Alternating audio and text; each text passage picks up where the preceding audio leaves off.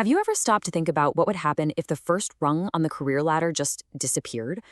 Well, for millions of people trying to start their careers right now, that's not some far off hypothetical. It's really happening.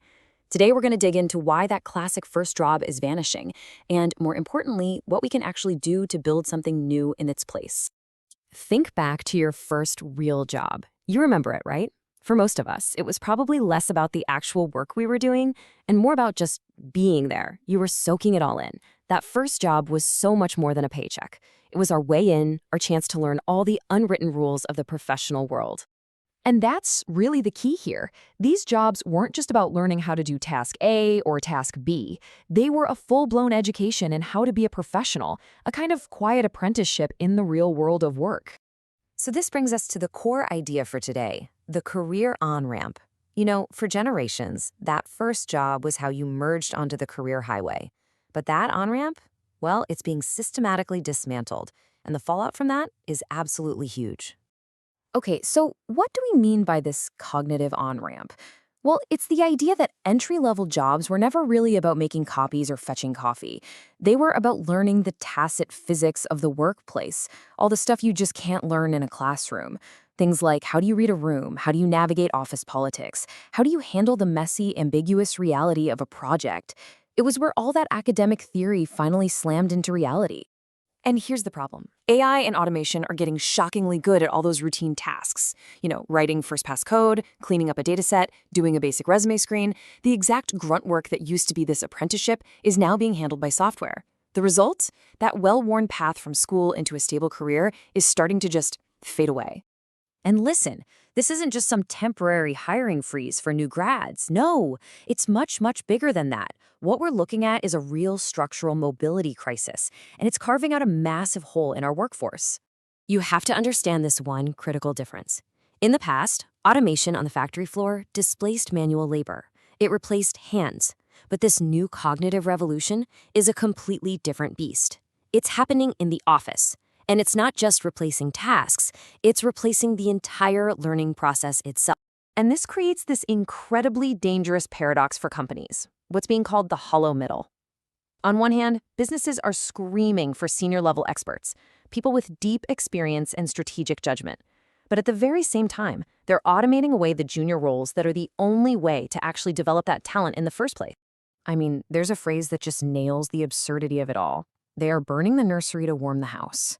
In the chase for short-term efficiency gains, they're literally destroying their own pipeline of future leaders. It just can't last. So what does this actually feel like for the people caught in the middle of it all? As you can probably guess, it creates this deeply frustrating, kind of crazy-making situation for a whole new generation of workers. I mean, think about it. We have a generation of graduates who are more credentialed than any before them. They have the degrees, the certifications, they've done everything society told them they needed to do. But they're walking into a job market where the very tasks they would use to prove their skills, to show they're competent, have just vanished. It's like they've spent years training for a sport that no one plays anymore. This all boils down to one single, unavoidable question. If the machine is doing all the work of a novice, how does a human being ever get the chance to become an expert? Okay, so the problem is clear, and it's a big one. But this isn't about doom and gloom. The conversation is now shifting from just diagnosing the problem to actually designing the solution. And that's going to take a pretty fundamental architectural shift in how we think about work and talent. And here is the crucial takeaway. The answer isn't telling people to just go get another degree. That's not working. This isn't a skills gap where individuals are failing. It's an infrastructure gap. The system is broken. We don't need to fix the people. We need to fix the market itself. So how do we actually do that? Well, the source material lays out a three-part plan. First, we need to move from gatekeeping to architecting. Instead of just looking for perfectly polished candidates, companies need to become talent architects, building earn and learn models like apprenticeships that bet on potential. Second, we need to go from being obsessed with degrees to focusing on competency. This means we value verifiable skills, like a portfolio of work or a practical test, over a diploma.